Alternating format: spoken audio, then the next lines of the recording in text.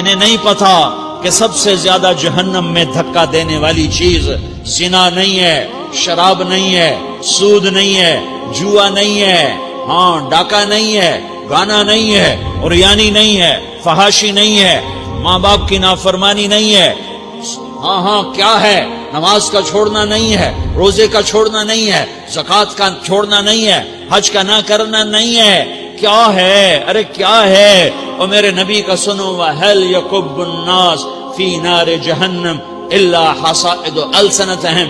معاذ، او معاذ جبل کے بیٹے، ثقلت کا امک یبن جبل، ثقلت کا امک یبن جبل، جبل کے بیٹے پوری بات سنو، پوری بات سنو۔ میرے نبی نے فرمایا، معاذ تمہیں سارے دین کا خلاصہ بتاؤں، معاذ تمہیں سارے دین کا خلاصہ بتاؤں، سارے دین کا خلاصہ بتاؤں؟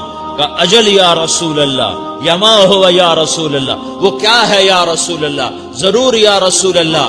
تو آپ نے مجھے دیکھو، آپ نے زبان باہر نکالی ہے، ایسے زبان باہر نکالی ہے، یہ نہیں کہا زبان پہ قابو پاؤ، ایسے زبان باہر نکالی اور یوں پکڑا۔